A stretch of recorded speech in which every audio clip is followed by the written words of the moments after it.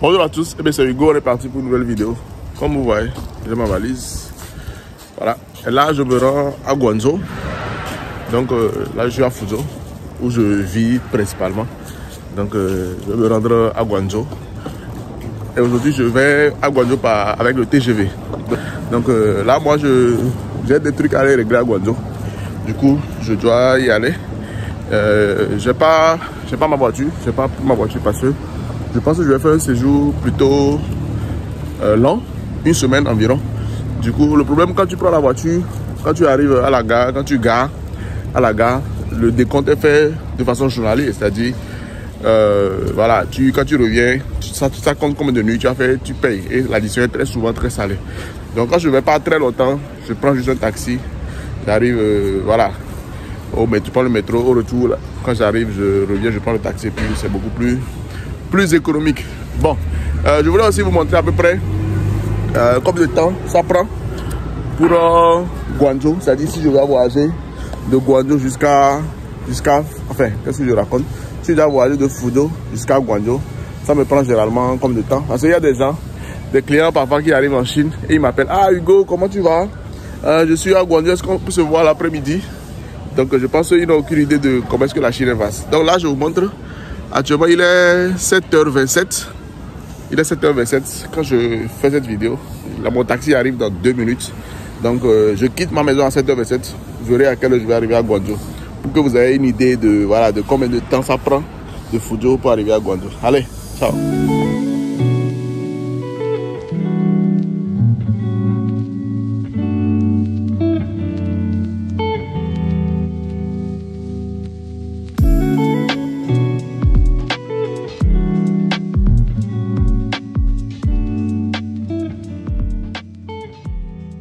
Bon, je suis arrivé à la gare comme ça. Je vais profiter pour vous montrer à peu près à quoi ressemble la gare du TGV en Chine. Et puis voilà, vous allez voir, vous montrer les installations des Chinois. Ceux qui sont en Europe, aux États-Unis ou dans d'autres pays asiatiques ou africains même où il y a le métro, parce que je sais qu'il y a quelques pays africains qui ont le métro maintenant. Vous allez voir la différence. Donc, toujours avec ma valise. Donc, j'ai promis de vous montrer à peu près les time codes. Donc, il est actuellement 7h57. Donc, vous voyez à peu près à quelle heure j'arrive à la gare. Donc, Business Class Priority Channel. Vous connaissez. Donc, je vous montre à peu près l'installation. Donc, ça, c'est la gare. La gare ressemble à ça. La gare ressemble à ça. Je vais passer de ce côté pour vous montrer d'abord à peu près leur check-in point et autres. Pour que vous puissiez avoir une idée. Actuellement, il est 7h57. Donc, il n'y a pas encore beaucoup de monde. Souvent, la plupart du temps en Chine, souvent les trains du matin, enfin, les TGV, les trains lents là, on a les trains lents qui ont des trucs là, comment on dit, des voyages très tôt, comme des voyages de 6h30, de 7h. Mais généralement, les TGV, les trains à grande vitesse en Chine, là, généralement, 7h30, 8h30 sont déjà les voyages les plus, on va dire les plus tôt quoi. Donc ouais, il y a la police. La Chine est un pays vraiment très surveillé. C'est pourquoi aussi c'est l'un des pays les plus sécurisés au monde. Donc ici ils ont écrit Fuzhou Nanjiang. Donc pour ceux qui savent lire le chinois, ils peuvent voir Fuzhou Nanjiang, ça veut dire voilà, Fuzhou South Rail Station, donc la gare du sud de Fuzhou. Donc voilà, check-in point. Je pense qu'après avoir fait beaucoup de pays, et Dieu sait que j'en ai fait pas mal, que ce soit le train ou le métro, la Chine fait partie des pays où le contrôle au niveau des check-in points est quand même très sévère. C'est-à-dire même quand vous passez vos valises, tout ça là, ils checkent à chaque fois. Je me rappelle moi la dernière fois, mais je suis en Allemagne, j'ai pris le train d'une ville pour aller dans une autre ville, le TGV. On n'a même pas checké les valises et autres là. Lui il disait que la Chine, même le métro, il y a toutes ces installations là pour pouvoir checker. Donc ouais. Donc moi je vais vous montrer un peu les security checks. Je vais pas aller plus loin parce que je vais passer de l'autre côté. Je vous retrouve quand je serai à l'intérieur. Je vais faire à peu près un petit récapitulatif de comment est-ce que vous y prenez. Pour ceux qui vivent en Chine il n'y a pas très longtemps, qui ne maîtrisent pas vraiment comment prendre les lignes, ou bien ceux qui voilà, sont arrivés en Chine pour la première fois en voyage, parce que comme vous le voyez, le tableau d'affichage, tout ça là, tout est en caractère en Chine. Il n'y a pas de... Voilà. Donc je vais vous montrer, je vais essayer de vous apprendre comment lire après le tableau là. Comme vous le voyez par exemple, il y a les trains qui sont écrits, c'est-à-dire les voyages. Quand on est à l'aéroport, on parle des vols. Donc ici, ce sont les voyages. Donc il faut voir par exemple de où vous partez et puis où vous arrivez. Bon, ça c'est en caractère. Donc pour ceux qui comprennent le chinois, c'est plus facile. Mais dans ceux qui ne comprennent pas, c'est beaucoup plus compliqué. Maintenant, il faut voir le numéro du train que vous avez payé. Le numéro du train que vous avez payé. Donc, avoir le numéro du train que vous avez payé, ça vous permettra de pouvoir savoir quand est-ce que vous partez et puis à quelle gate, voilà, à quelle porte vous devez vous attendre. Vous devez attendre pour pouvoir faire le check-in et rentrer dans le train. Donc, pour ne pas faire des erreurs, parce que ici c'est vraiment extrêmement strict. Parce que quand tu rates le check-in, c'est fini.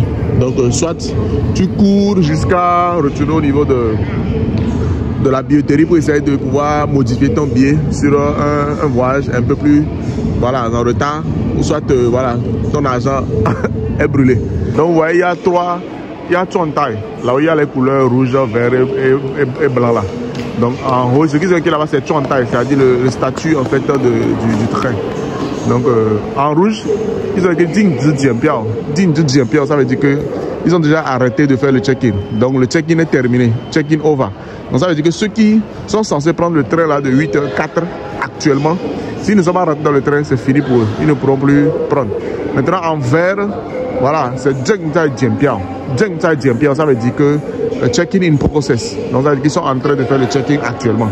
Donc ça veut dire que si tu es parmi ceux qui prennent le train là, de 8h14, 8h16, 8h20, il faut courir pour arriver au niveau des gates numéro 11, gate numéro 22 à 23 et gate numéro 9 pour pouvoir faire ton check-in. Au risque de ne pas rater ça. Maintenant, pour nous qui sommes encore en blanc là, pour nous qui sommes en blanc, donc ça veut dire que voilà, on a le temps de peut-être prendre un café, s'asseoir, voilà, manipuler notre portable, le temps que notre statut change en vert. Donc c'est un tip que je vous donne pour ceux qui viennent en Chine. Pour que voilà, quand vous voyez quand vous arrivez à repérer votre train avec le numéro, notamment par exemple, imaginez que vous avez pris le train D95-81, c'est-à-dire le numéro de train tout en haut là-bas, D95-81, vous avez repéré ça, 8h14, donc vous voyez que c'est le gate, c'est le gate 11, et maintenant ils sont en train de partir. Donc quand vous voyez le vert, sachez qu'il faut rapidement aller faire le check-in au numéro du gate qui est à côté. Et puis maintenant quand vous voyez le blanc, ça veut dire que vous avez le temps. Donc c'est un peu ça. Donc voilà ce qu'on appelle les gates. Voilà, ils mettent le chicken check. Donc Jianpiao encore. Normalement c'est les gates d'embarquement. Donc on a le numéro 18, 19 ici. Quand je prends ici par exemple on a le 20B, 21B. Donc cette entrée là, vous allez voir qu'il y a le gate numéro 1 à 19 de ce côté. Donc ça veut dire que si vous êtes entre le gate numéro 1 et le 19, vous prenez la gauche. Si vous êtes entre le 20 et le 26, vous prenez la droite. Vous voyez, il y a pas mal de Chinois qui sont arrêtés ici. Enfin, ils sont assis ici en attendant. Donc, je vais chercher une place. Je vais prendre une place qui est plutôt vide parce que voilà. Ça, c'est le service client. L'espace rond là-bas au milieu. Là où ils ont dit 12 306 là. Donc, si vous vous perdez ou bien vous ne vous retrouvez pas, vous voyez là-bas. Vous voyez, il y a le personnel là-bas.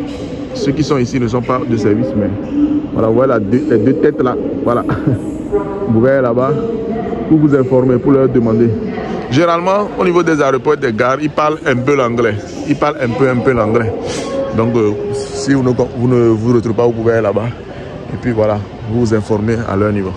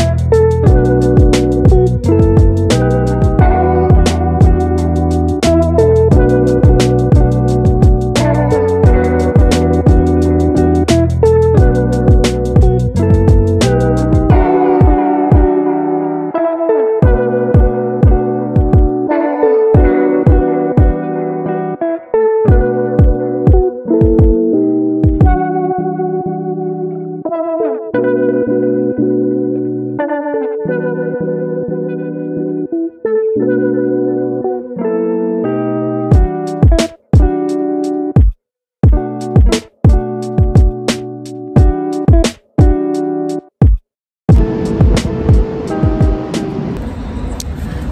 bonjour à tous. Je suis arrivé comme ça à Guangzhou. Donc pour ceux qui s'y connaissent, la gare c'est beaucoup plus la gare de Tingsheng. La gare de Tingsheng, à Guangzhou il y a beaucoup de gares. Il y a Tingsheng, il y a Guangzhou Tong, Guangzhou Nan, Guangzhou Zhan, il y a beaucoup de gares. Donc pourquoi moi je descends à Tingsheng? Tingsheng, je ne suis pas encore totalement au centre-ville de Guangzhou. Parce que notre usine est beaucoup plus proche de cette gare là. Donc je descends ici. Je vais à l'usine gérer quelques trucs. Et puis peut-être après je vais rentrer au centre-ville. Donc comme vous le voyez, nous sommes arrivés à Tingsheng. Pile le train s'est arrêté à 13h45. Donc comme vous le voyez sur la vidéo. Donc 13h45, ce qui veut dire que j'ai quitté la maison à 7h17. Je pense bien 7h27, je ne me rappelle plus. Donc 7h à 14h pratiquement. Et là je ne suis pas encore arrivé, je suis juste à la gare comme vous le voyez. En haut c'est écrit en chinois Tingsheng Zhan. Donc la gare de Tingsheng. Donc c'est pour vous montrer à peu près comment est-ce que comme le temps il faut quand vous arrivez par le train. Donc le train là il quitte comme ça pour Guangzhou Nan. Donc ceux qui continuent jusqu'au Guangzhou, jusqu'au centre-ville. Bref, c'est pour vous dire en fait que quand certains arrivent en Chine sans me dire et puis ils disent ah Hugo je suis arrivé, est-ce qu'on peut se voir là? La Chine c'est très vaste. La Chine ce n'est pas comme je sais pas au pays ou au centre-ville. On dit allô, on se check le soir et puis voilà, c'était rapide. Donc c'est à peu près ça. Donc moi je vais prendre un taxi pour rentrer à l'usine. Donc c'est notre siège qui est ici, comme voilà ceux qui me suivent depuis savent ça. Donc on a notre hôtel, tout ça dans l'usine. Donc je vais m'installer là-bas en attendant le virus. Allez, je vous check après.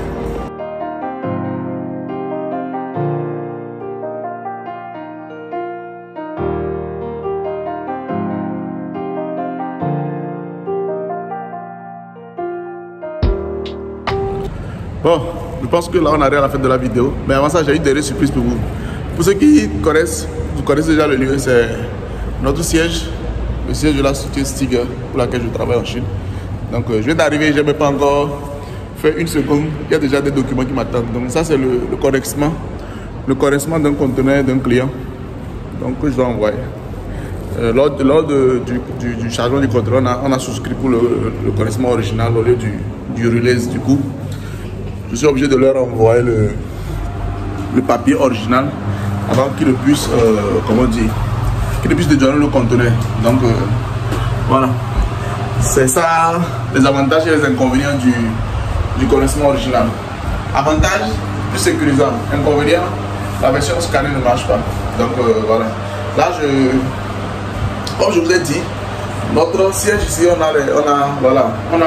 peut dire un hôtel carrément ici. Donc je vais aller dans ma chambre. Je sais pas où j'ai mis la carte. Est-ce que j'ai pas perdu la carte? Bon, j'ai la carte ici. 13e niveau. Donc je vais vous montrer à quoi ressemble la chambre dans laquelle je vais loger pour ce court séjour. Et puis voilà. Après on se dit à la prochaine vidéo. J'espère que vous avez apprécié cette petite vidéo. Et puis voilà. Hein. Donc pour ceux qui viennent à Guangzhou, j'ai beaucoup de demandes actuellement parce qu'on a un service, comme vous le savez, pour pouvoir accompagner les gens qui veulent venir en Chine. Eh, aïe, tu veux dire que tu as ça là?